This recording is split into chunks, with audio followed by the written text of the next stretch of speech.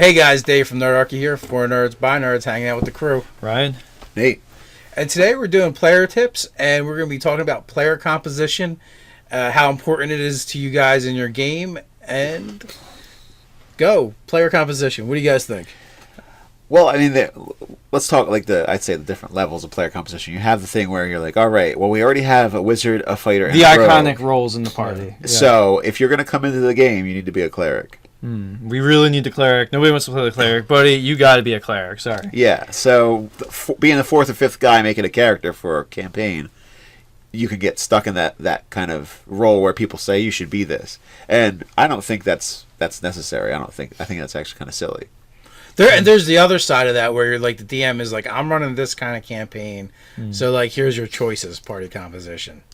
So I don't mind that, especially if I'm the DM telling people that they gotta make choices. Well, I guess not. That makes it completely different. Yeah. That's a horse of another color. Yeah.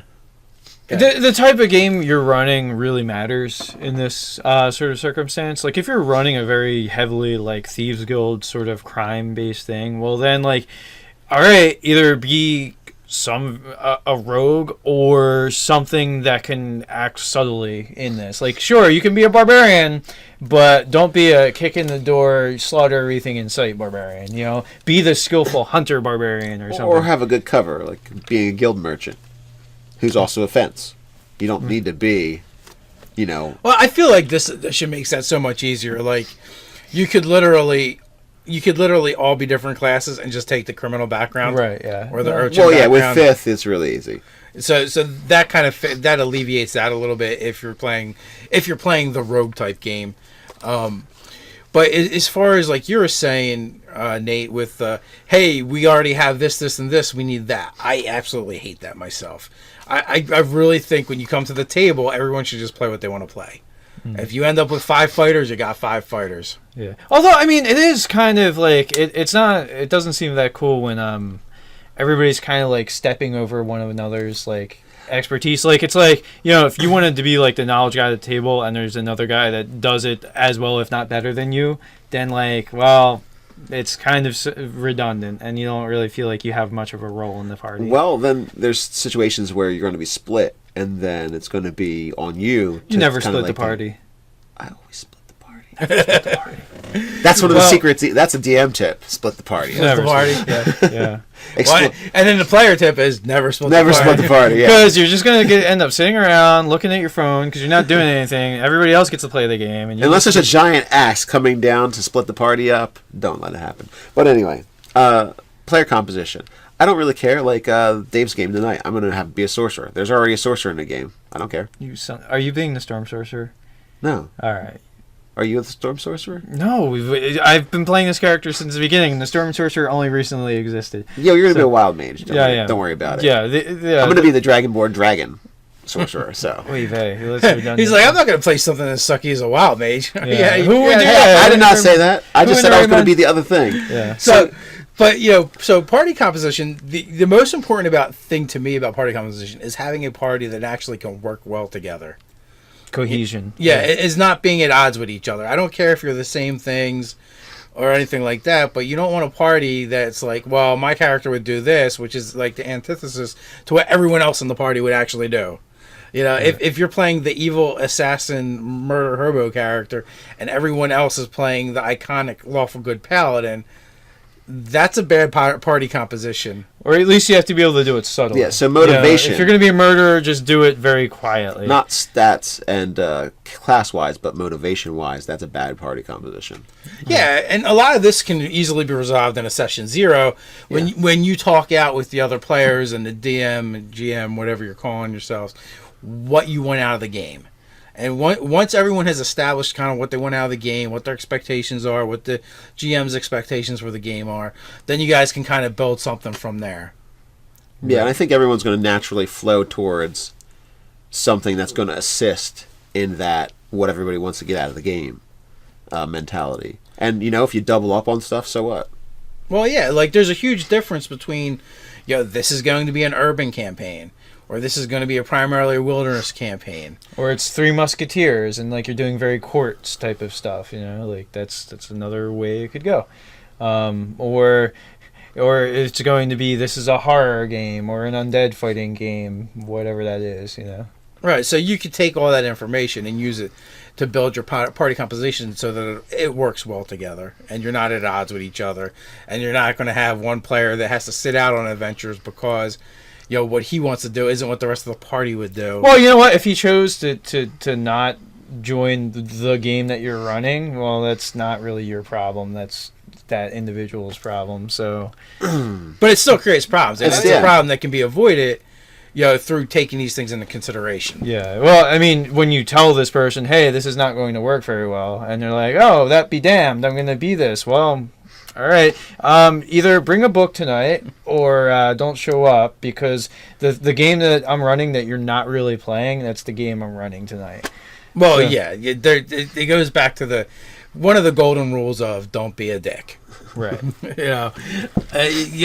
Creating a character that is the antithesis to what is going on in the game is never a good idea, and you know, that'll bring us to at some point another player's hit video of my character wouldn't do that. Yeah, you want it. It takes player buy-in, in order to make this game work.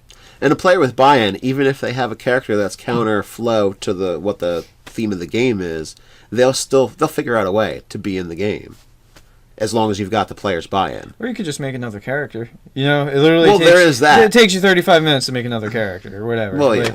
So 40 minutes, boom, another character. Well, that's problem true. solved. A different, come up with a different. But I mean, idea. mentality-wise, I mean, for the party composition, it's really more about mentality than your actual stats and what you chose to play. There's a problem of individuals. Sometimes there's going to be individuals that are just going to be anti whatever's going on. You're going to run into that. Well, so like that brings me back to the whole why I don't like people picking their class based on what's at the table already. What's at the table already? Because a player is much more likely to lose interest in playing their character if they didn't create the character they wanted to play from the beginning. So, like, within that framework of the party composition, you need to find that character that you actually want to play, so it stays interesting and fun for you. Yeah, I don't know. I often have the problem of, like, there's lots of different characters I would enjoy playing. It's just the idea of, like, what's right for the campaign, what's going on.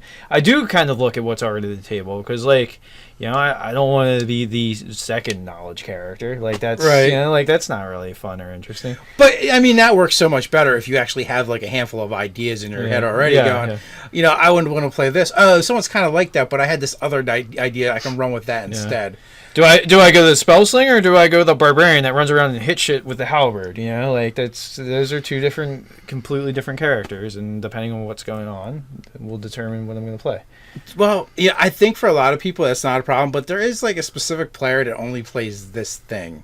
Yeah. I mean, it's kind of weird to me because like there's like all these different flavors, so I want to sample them all. But occasionally you just run into those people that they won't go outside of that little zone. So I guess that could be where you could run into that more so. And then in that case, well, maybe there will be two knowledge wizards in the party. Just happens that way. And they could, while it seems like there's a stack of powers there, you have the personalities of them in conflict. So it's easier, I think, with rogues to like, oh, I'm showing off disarming traps and lock picking and all that. And the other rogue has the same abilities. So it's like, oh, that guy, what an ass. He's always showing me up. I mean, but they become drastically different based on where they put their expertise. So they can do that. Yeah. So the guys with a whole bunch of knowledge and information, maybe it's a bard and a sage, a wizard sage and a bard of lore. So you've got these two guys. They can, in a sense, you have a lot of conflict role playing wise, and it can be a good thing for the whole party. That kind of, as long as it doesn't take over and overshadow the rest of the party. Well, and that's like on the players to be like, put your ego in check.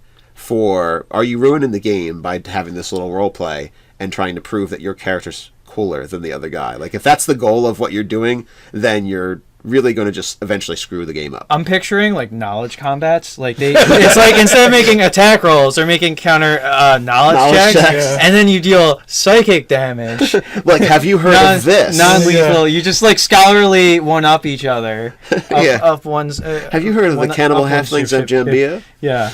That's when the barbarian walks up to the two of them and decapitates them both with the battle cracks axe. their heads together. Two heads are better than The two one. heads are better than one. Boom. I mean, but it could be like two academics going back and forth with one another, like in a sort of in a chummy sort of way, and not always in a conflict way. But then sometimes when they get the upper hand, then they're like, aha. They start casting some cantrips that do psychic damage on each other. Well, you could even do like almost like what movie am I thinking of? Crap, I can't think of the name of the movie. Giant Monsters, Giant Robots. That a lot of people didn't like. Giant with the kaiju. Yeah. Pacific Rim. Where they had the two scientist characters that were both like knowledge based, but they were still different, and so you could have that kind of relationship with it doesn't matter what it is, just similar types of characters, but again the personalities are different. Part of the game for you guys might be just how you guys interact together. Right. Could be part of the thing. Well, I mean, it's the same thing like when you have a game like, say, Vampire the Masquerade. Well, I mean, with like a game like D&D, the classes are all drastically different. But, I mean, in a vampires game, like, everybody's a vampire. So the only thing that... I mean, yeah, different ones have different capabilities and some different powers. But at the end of the day, you're all vampires and you kind of do vampire-y things. Whereas, like, the classes are a lot more delineated in, like, a D&D game. So... Well, that's why I don't like those systems. Yeah. I don't like the sameness. Yeah, well, you focus on the personality and the... Yeah, and that's where the difference is, just like the backgrounds. So, like I was saying, I'm being a sorcerer. Well, I'm being a barbarian sorcerer, dragonborn, dragon sorcerer, and that's completely different. I don't even know what's your background. So, I mean, I'm going to be like an outlander or something like that. So, it's a completely different... Man, Luddite, yeah. So they're going to be absolutely different, even though we're a similar class and similar same race and similar class. So the gist, I think, for us is your party composition doesn't actually matter that much. Right. Yeah. As long as it's something agreeable to the campaign you're playing. Right. I mean, you just have to make it fit the setting or the sort of the scope of the game. Is really the expectations that were set out in the beginning. And there are certain things, all right. So not having any magical healing can be an issue when you're on like life and death situations. Well, at that point, you're going to need at least a bard. I mean, at least a bard. A bard would help. So I mean, if you don't like, well, I don't want to be a cleric, but I'll totally do a bard and just take cure wounds. Or you can be a guy that takes medicine. Or a druid. That healer feat. The healer feat. A druid or so a you ranger can actually like heal too. hit points as well as do spare the dying with the medical kits. And then you could have, I don't know, if you did a background that gave you herbalism, you could collect the herbs to make med kits. So you could go and have that kind of loop on going with that, where you could heal people, give them hit points, make sure no one's dying. Or what you could do is that the player whose character is on death's door, their next character could be a cleric because they saw what a problem it was. It could be. Yeah. So and that and I guess that's always the biggest problem with party composition. Who's going to be the cleric? Oh, and that's a sub in I think for 5th edition for cleric is take a human with the med. Well, there's the actually a feat. lot of they actually put a lot of healing into it. There is, yeah. Paladin, ranger, druid, yeah, bard. That one feat that will give you the temporary hit points. You have the other feat that does the D4 healing with the healer's kit usage. Yeah, so there's options. There's second wind for fighters. I mean, if you're not knocked down. Yeah, there is definitely options. So I don't know, guys. What do you do in your games? How do you feel about party composition? Do you always cram someone in and shoehorn them into a class because you're not? It's not there, and you feel you must absolutely have all the iconic classes. Let us know in the comments. Yeah, what are the roles that you like to abdicate to another player? Like, nope, you play that, you cover that. Which I hate the most of all when other people tell other people what to play. Yeah. But while you're at it, like, comment, and share, and so you can even subscribe. You can find us on Twitter. You also patronize us in a good way. So until next time, stay nerdy. Stay nerdy.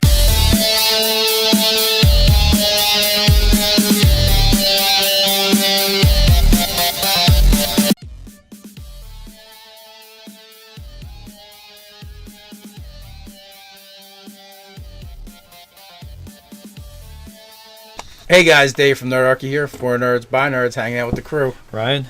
Nate. And today we're doing player tips, and we're going to be talking about player composition, how important it is to you guys in your game, and go player composition. What do you guys think? Well, I mean, let's talk like I'd say the different levels. If you're playing the rogue type game, but as far as like you were saying, Nate, with hey, we already have this, and this, we need that. I absolutely hate that myself. I really think when you come to the table, everyone should just play what they want to play. If you end up with 5 fighters, you got 5 fighters. Yeah. Although I mean, it is kind of like it's not. It doesn't seem that cool when everybody's kind of like stepping over one another's like expertise. Like it's like so like here's your choices, party composition. So I don't mind that. Especially if I'm the DM telling people that they gotta make choices. Well, I guess not. That makes it completely different. Yeah. That's a horse of another color. Yeah. The type of game you're running really matters in this sort of circumstance. Like if you're running a very heavily like Thieves Guild sort of crime based thing, well then like, all right, either be a rogue or something that can act. The player composition. You have the thing where you're like, all right, well, we already have a wizard, a fighter, and the a iconic rogue. roles in the party. Yeah. So if you're gonna come into the game, you need to be a cleric. We really need the cleric. Nobody wants to play the cleric, buddy. You got to be a cleric. Sorry. Yeah. So being the 4th or 5th guy making a character for a campaign, you can get stuck in that kind of role where people say you should be this, and I don't think that's necessary. I think that's actually kind of silly. And there's the other side of that where you're like the DM is like, I'm running this kind of campaign. Totally in this. Like, sure, you can be a barbarian, but don't be a kick in the door, slaughter everything in sight barbarian. You know, be the skillful hunter barbarian or something. Or have a good cover, like being a guild merchant, who's also a fence.